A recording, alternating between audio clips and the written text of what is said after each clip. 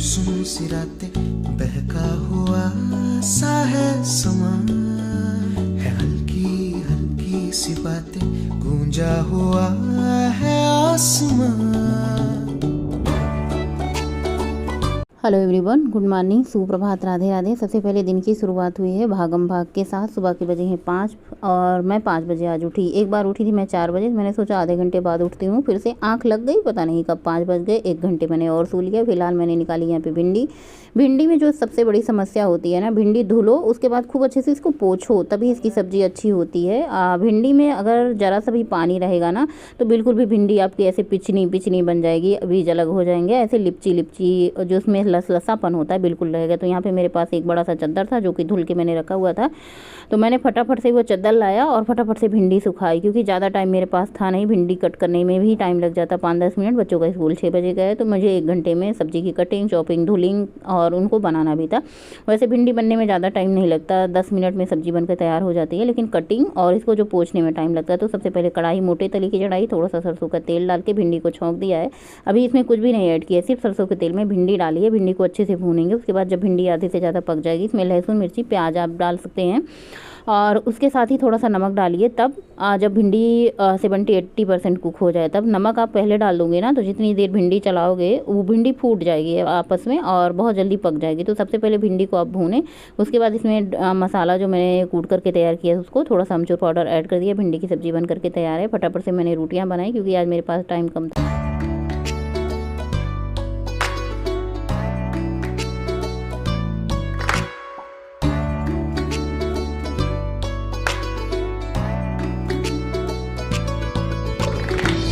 यहाँ पे सब्जी, रोटी, बच्चों का टिफ़िन पैक कर दिया है और गोलू को मैंने 2 रोटी खाने के लिए दिया है। गौरी खाना खा के नहीं जाती है, उसका सुबह सुबह खाने का बिल्कुल मन नहीं होता। थोड़ी सी उसको नमकीन दे दिया था, वो नमकीन खाई और बच्चों का टिफ़िन पैक करके देने के बाद सारा काम छोड़ छाड़ के मैं चली आई थी अपना योगा करने। क्योंकि देखिए, जैसे हम रोज़ नहाते हैं, रोज़ खाना खाते हैं, रोज़ सोते हैं, रोज़ ही पूजा पाठ करते हैं, रोज़ की दिनचर्या जैसे हम सारा काम रोज़ करते हैं, वैसे ही अपने लिए 10 से 15 मिनट रोज़ एक्सरसाइज, योगा, प्राणायाम, व्यायाम, रस्सी कूदना, साइकिलिंग करना या फिर वॉक के लिए ज़रूर निकालें। तो सबसे पहले आज मैं बहुत ज़्यादा देर एक्सरसाइज नहीं करूँगी, क्योंकि आज मैं 1 घंटे लेट हूँ।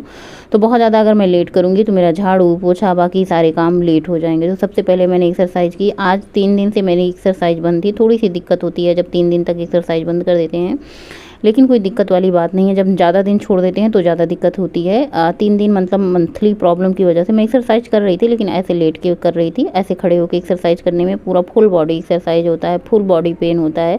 आपके पैर की उंगलियों से लेके हाथ की उंगलियों से लेके सर के बाल तक जो है पूरा का पूरा ब्लड सर्कुलेशन इतने अच्छे से हो जाता है, क्योंकि हमारी पूरी बॉडी ऊपर से नीचे तक जंप करती है, ऊपर से नीचे तक आती जाती है। ये सारी की सारी एक्सरसाइज एक से बढ़कर एक है। आप करें कम से कम, अगर आप शुरुआत कर रहे हैं तो 10 बार से शुरू करें। कोई भी एक्सरसाइज आप 10 बार से ज़्यादा ना करें शुरू पहले दिन। उसके बाद धीरे धीरे अपनी एक्सरसाइज की टाइमिंग और बढ़ाते जाएं। जैसे कि मैं एक्सरसाइज, आज मैंने सारी एक्सरसाइज 20-20 बार की है, मैंने 20-20 बार की है। अगर मेरे पास टाइम ज़्यादा रहता है तो मैं 40-40 बार कर लेती हूँ। ये सारी एक्सरसाइज से मेरा वज़न, मेरे बगल की फैट, मैं आप लोगों के साथ कोई फ़ोटो तो मैं बहुत बार शेयर करती हूँ। जिन्होंने नहीं देखा वो पीछे 3 साल वीडियो जाके देखें ना। वीडियो देखने से ही आप लोगों को पता चल जाएगा कितना ज़्यादा वज़न कम हुआ है, कितना ज़्यादा मेरा फेस पे फैट था, मेरे हाथों में फैट था, मेरे मतलब हर जगह पूरा शरीर में। भाई अब मोटापा हर जगह तो रहेगा, पूरे शरीर में तो रहेगा। तो सारे पूरे शरीर के मोटापा कम करने के लिए आपको फुल बॉडी एक्सरसाइज करनी होती है। तो एक्सरसाइज करने के लिए आप बहुत सारे तरीके अपना सकते हैं, बैठ के, लेट के, खड़े होके, जैसे भी आपको अच्छा लगे, या फिर वॉक करके, या फिर अगर आप एक्सरसाइज बिना किए अपना वजन घटाना चाहती हैं तो आप अपनी डाइट में सुधार लाएँ। आप बहुत सारी मीठी चीज़ें, बाहर की चीज़ें बंद करके आप अपना वजन कम कर सकती हैं। जैसे खाना खाने के तुरंत बाद ठंडा पानी ना पिएं। हम ठंडा पानी पीना छोड़ ही दें, भूल जाएं, तो कुछ चीज़ों को सुधार करने से भी आपका वज़न धीरे धीरे घटेगा। और अगर आप डाइट और एक्सरसाइज दोनों साथ में करते हैं तो आपका वज़न बहुत जल्दी जो है घटेगा। देखिए, मेरा मेटाबॉलिज्म बहुत ही ज़्यादा स्लो है। मैं हर बार वीडियो में बताती हूँ, जो मैं खाती पीती हूँ बहुत कम मतलब देर में पचता है।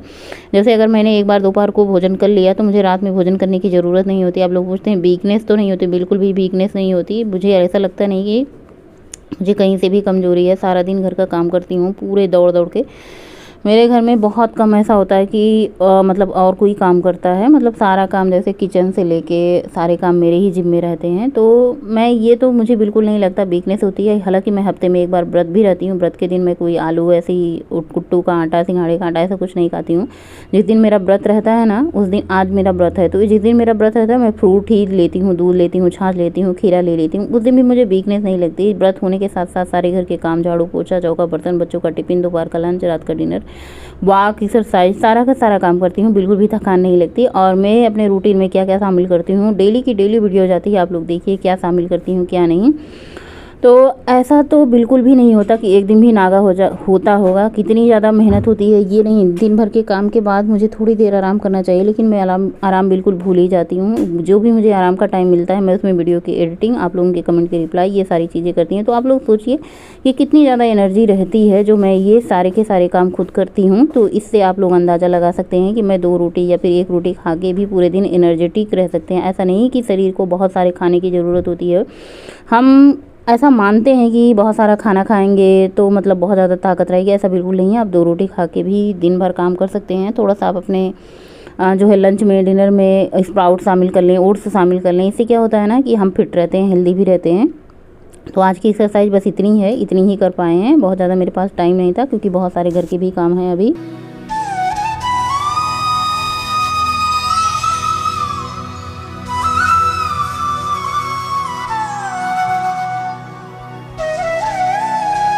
और व्रत था, पूजा पाठ करने के बाद फटाफट से मैं किचन में आई। आज मैंने अपना जीरा पानी नहीं पिया था क्योंकि देखिए जब हम देर से उठते हैं तो सारा काम हमारा लेट लेट ही हो जाता है। फटाफट से मैंने नहाया, घर के सारे काम किए। तो मैंने कहा अभी बाद में थोड़ी देर में जीरा पानी पीते हैं।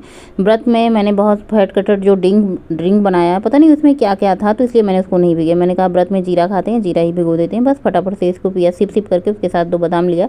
दोपहर के लंच में मुझे पतिया जी के लिए करेला बनाना था। वैसे करेला, भिंडी, ये सारी परवल, सूखी सब्जियाँ मुझे भी बहुत पसंद है, लेकिन आज फिलहाल व्रत था तो खाना था नहीं। इसमें मैंने नमक डाल के थोड़ी देर के लिए छोड़ दिया था करेले को।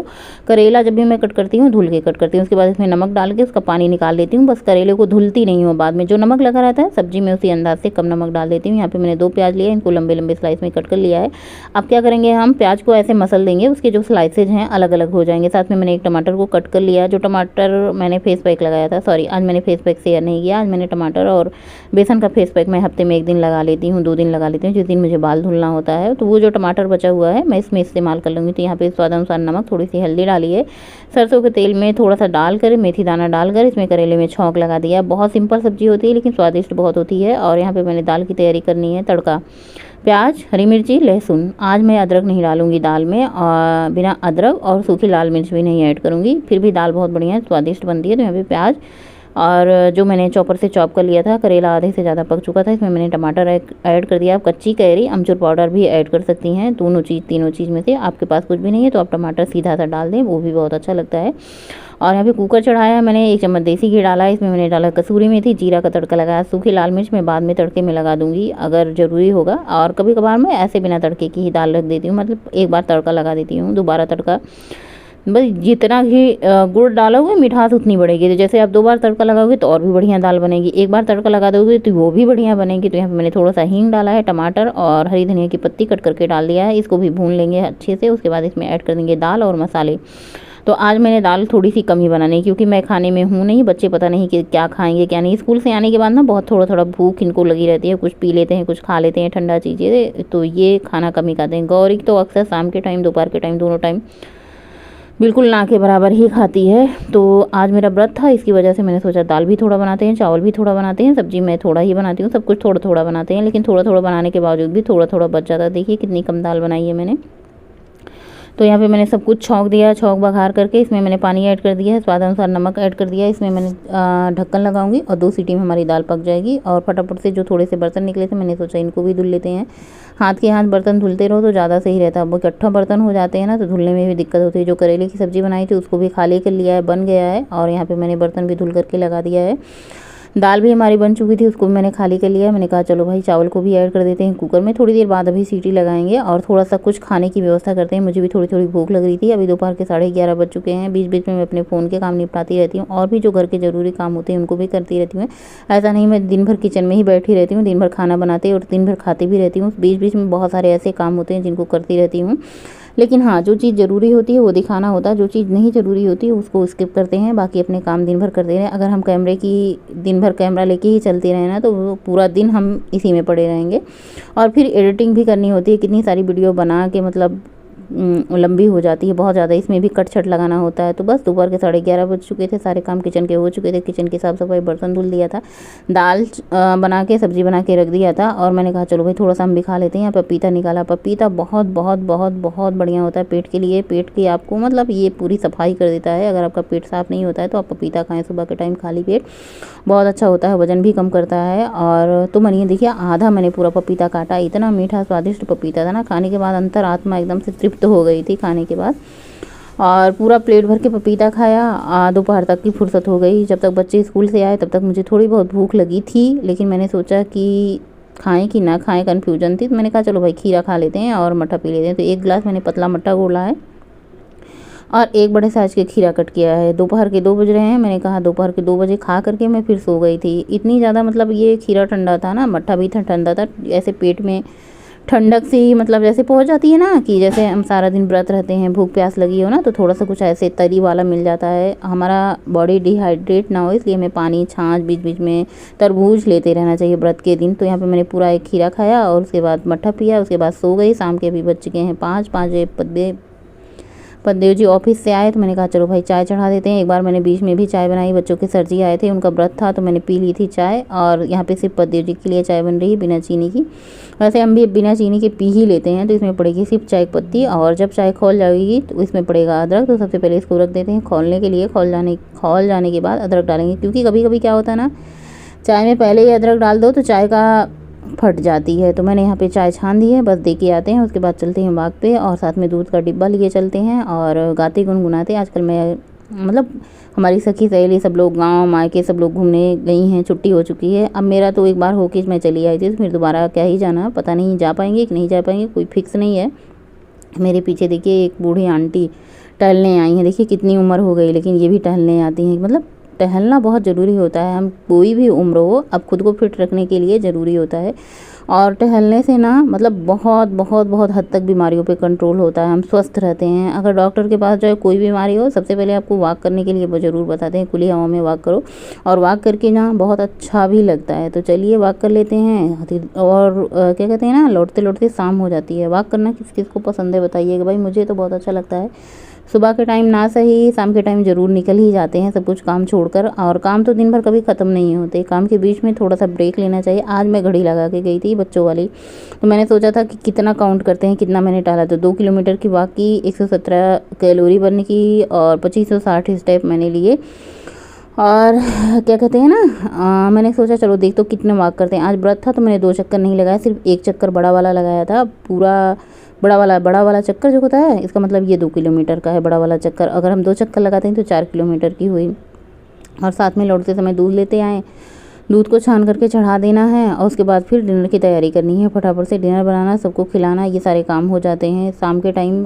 कितना भी, जैसे आज तो मैं अकेली थी तो जल्दी आ गई थी, कभी कभार दूध नहीं लगा रहता तो लेट हो जाता। दूध रखा गर्म होने के लिए, डिनर बनाया, बर्तन साफ़ किया, किचन साफ़ किया, सारे काम समेटने के बाद 2 फ्रूट मैंने काटा। और भूख जोरों की लगी थी और भूख के साथ साथ प्यास, टहल के आई थी तो पानी नहीं पिया था, तो मैंने सोचा चलो 1 गिलास पानी पी लेते हैं और खा लेते हैं अपना फ्रूट। और सोते समय 1 गिलास पी लेंगे दूध। आज का हमारा जो है इतने में ही काम चल जाएगा। थोड़ी बहुत तो भूख लगी रहेगी लेकिन कोई बात नहीं, थोड़ी बहुत भूख लगी रहनी चाहिए। हमेशा पेट को हमेशा फुल भरे नहीं रखना चाहिए, एकदम से नटी तक खाते रहना चाहिए। तो बस मैंने 2 सेब खाया। सेब बहुत बहुत बहुत मीठा था। जब सेब मीठा नहीं होता है ना तो खाने का बिल्कुल मन नहीं होता। आप ज़्यादा से ज़्यादा अपने डाइट में फ्रूट शामिल करें, हरी सब्जियां शामिल करें। अगर आप वज़न कम कर रहे हैं तो आपका वज़न जल्दी कम होगा। आप लोगों में से बहुत सारे कमेंट आए थे कि आपका क्या कहते हैं कौन सा ये ओट्स यूज करती हैं। तो ये केलॉज का KILL करके है ऐसे, जिसका चाको आता है ना उसी कंपनी का है। तो यहाँ पे मैंने चिया सीड भिगो दिया है दूध में, यहाँ पे ओट्स भी भिगो दिया है दूध में और 1 गिलास लिए हैं दूध, खुद पियेंगे। और बाकी इन सबको दोनों चीज़ को फ्रिज में रख देंगे। ये अगले दिन सुबह हमारा नाश्ता तैयार हो जाएगा, चिया सीड और ओट्स से नाश्ता। चाहे आप इसकी स्मूदी बना के खाएँ, चाहे ये आप इसमें दूध ऐड करके सेब डाल के खाएँ, जैसे आपको पसंद हो वैसे खाएँ। और यहाँ पे मैंने 1 गिलास दूध लिया। आज का हमारा व्रत वाला पूरा दिन पूरा होता है, व्रत भी है सब मेरा और सबका लंच डिनर भी है। इसी के साथ ब्लॉग का एंड करेंगे।